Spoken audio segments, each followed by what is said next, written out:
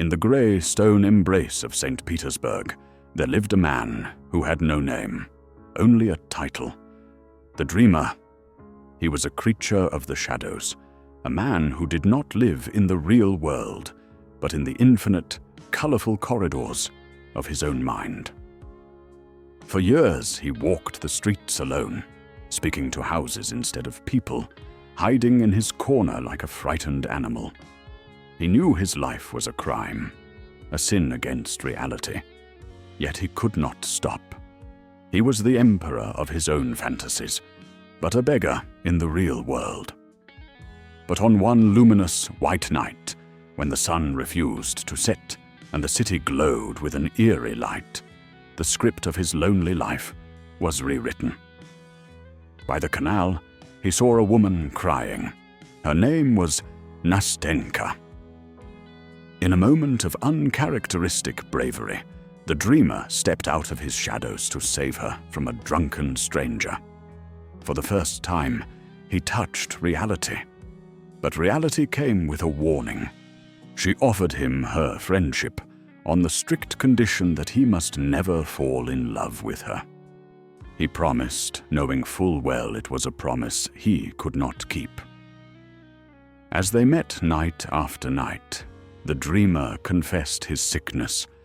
He told her how he wasted his life dreaming of non-existent battles and imaginary loves. But as he sat beside this living, breathing woman, his grand fantasies began to rot. He realized that a single moment of real conversation was worth more than 1,000 years of dreaming. Yet, there was a cruelty to this awakening.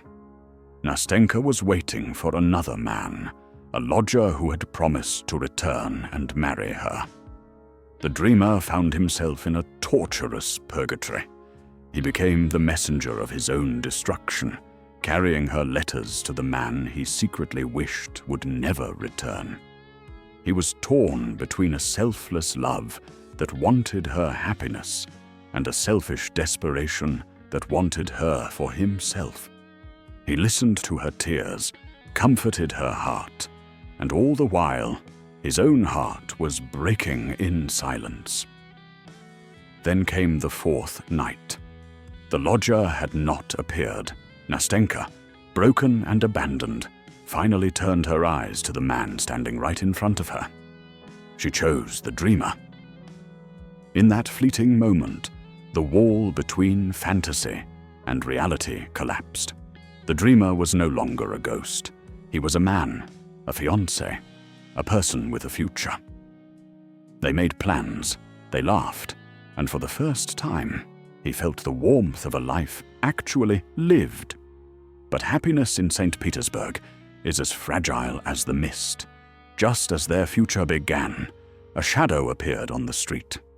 It was him. The lodger had returned.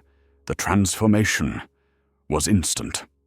Nastenka trembled, let go of the dreamer's hand, and ran toward her old love. She stopped only for a second, ran back to kiss the dreamer on the forehead, a kiss of pity, a kiss of death, and then vanished into the night with the other man. The dreamer was left alone in the cold, empty street, watching his short-lived reality walk away. The next morning brought the rain. The dreamer sat in his room, which suddenly looked old, dusty, and decaying. He held a letter of apology from her, but there was no anger in his heart. He looked out at the grey sky, knowing he was doomed to return to his shadows, to age alone with nothing but memories of what could have been. Yet, he did not curse her.